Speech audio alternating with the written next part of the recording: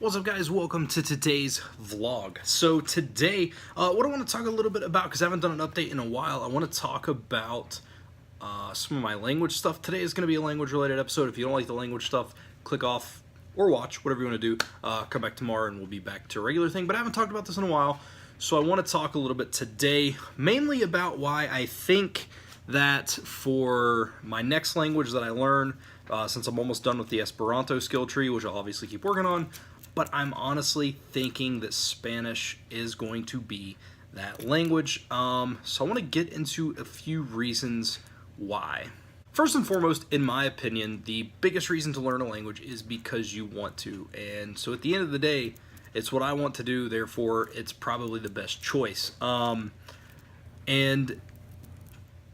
I went back and forth on it a lot. There's a lot of languages that I want to learn, but what I've ultimately come down to decide over through pros and cons are what is most beneficial to me right now. And being in the United States, Spanish is the second most spoken language behind English, and it makes sense. Now, core reasoning for it, there's a couple of reasons. One, if I start learning Spanish, I already have a basic grasp in it. I like the idea of studying a language that I've never studied, just to start from scratch and see how that goes. However, with Spanish, I do have a base. I can say some basic things. I used to be able to hold a very, very basic, I'm talking like 2-year-old conversation. So I have a little bit less. I know some of the irregular verbs and how to conjugate them. Like I know the conjugations for tener, which is to have.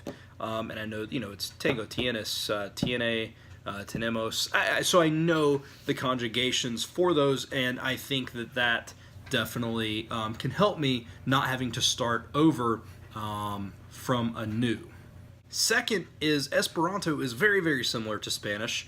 A lot of the words are very, very similar. Some aren't, but some are. Like, for example, apinao, which is Esperanto for, like, hardly,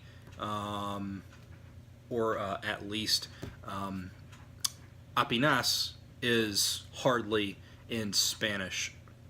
Is that right? Yeah. Ugh, I hope that's right. I hope I'm not telling you that and it's wrong. But there's a lot of similarities. A lot of words are very, very similar. There's some that are different, like in Esperanto, mangi, which is to eat, comer in Spanish is to eat. So there are some differences, but there are a lot of similarities, and I think that can help me link together and learn Spanish a little bit quicker. Number 3 is the fact that Spanish is one of the most spoken languages in the United States. Is Spanish the second most spoken language in the world? Natively? I think it's... I don't know. I should look these statistics up. But the point is, I can go down the street to a Mexican restaurant and practice. Now it'll be specifically Mexican Spanish, probably some slang, and that kind of goes into your dialects and stuff, because a lot of Spanish places pronounce things differently or may have a different word for this, that, or the other. But the fact that I can just walk down the street, essentially, and practice is huge. Now, granted, it's funny because this is one of my big claims for Esperanto. I've actually spoken more Esperanto in person than I ever did Spanish when I studied. But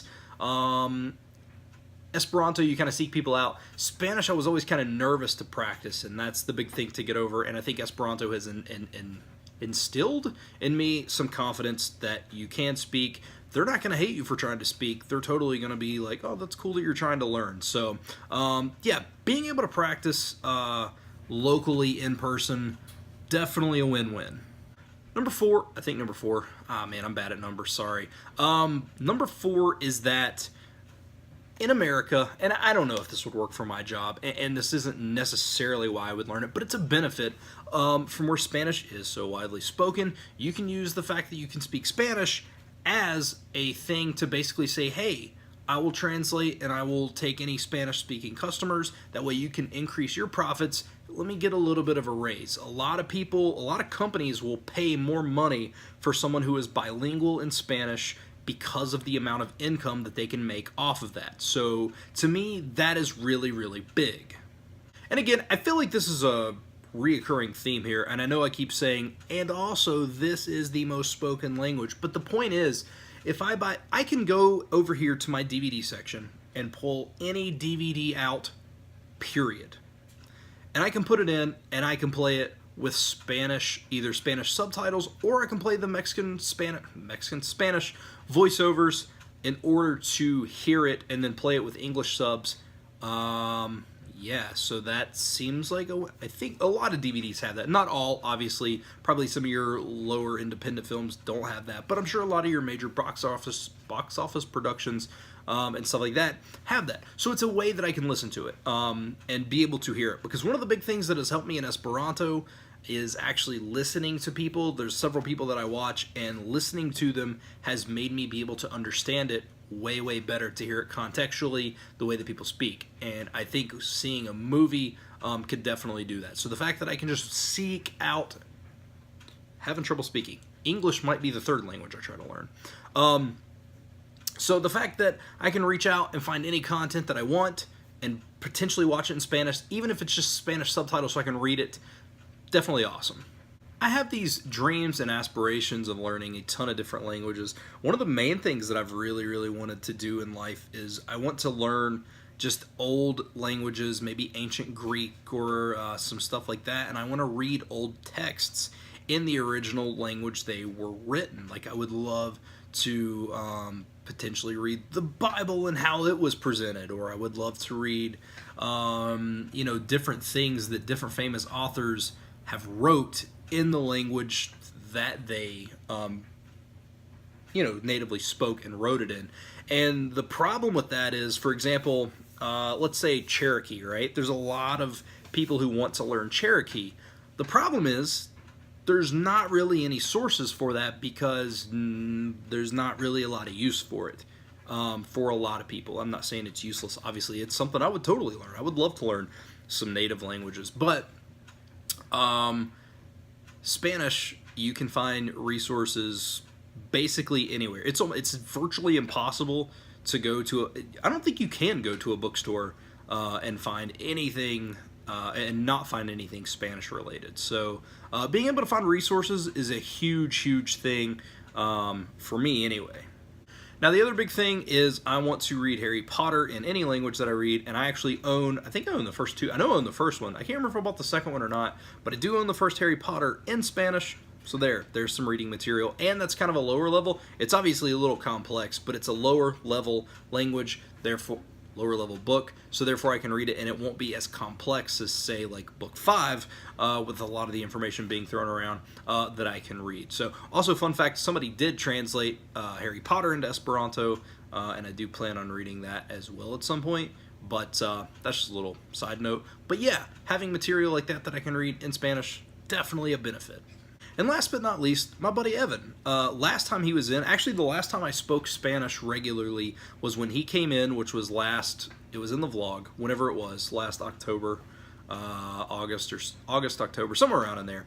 And we went out, we left his house, and we spoke Spanish almost the entire time, from going into GameStop and talking about games to we went to a Mexican restaurant and ate, spoke primarily in Spanish, and returned home. And I would love to get back to that. I would love to be able to speak to him in a foreign language. I know it's weird, but like, me and Evan share this weird kind of like, we're weird, we're language nerds. Like, I like speaking to him in English, it's fine, like, we're buddies, but like, speaking to him in another language, like, one language learning nerd speaking to another language learning nerd in a separate language it's a super cool feeling, and I love doing that. And kind of like when I go meet Kyle and speak in Esperanto, like, Kyle's a great guy and I love talking to him in English and stuff, but like, there's just this like super cool bond that you share when you're two language learning just nerds that just love to just speak in other languages. So being able, when Evan returns, to speak to him in that, and I think I would have a lot easier time with that versus, say, learning Japanese or Korean by the time he gets back.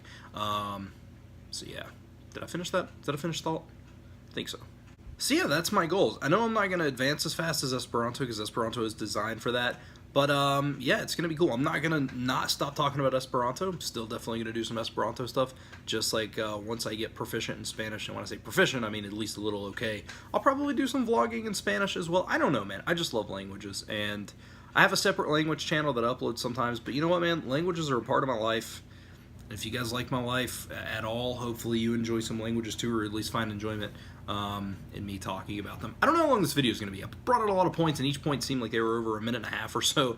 So I'm going to end this video here. I'll probably do another part to this a little later on. That's the thing about this channel. I don't want to just bombard it with language stuff. So maybe once a week, once every 2 weeks, once a month, somewhere around there, I'll do little updates talking about stuff like this or whatever. But yeah, thank you guys for watching. I hope you enjoyed. Let me know what you think down below. If you could learn any language or you want to learn any language, let me know. If you want to learn Spanish and start around the time that I do, it'll be after, probably around the start of February, because I am going to finish this Esperanto tree, and I don't want to combine the two and like start mixing stuff up.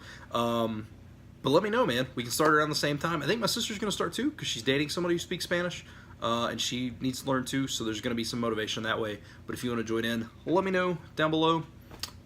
This has gone on for way too long. Thank you guys for watching. Hope you enjoyed. I love your guts. That was stolen for Sean Duras, but I do. Thank you guys. See you tomorrow.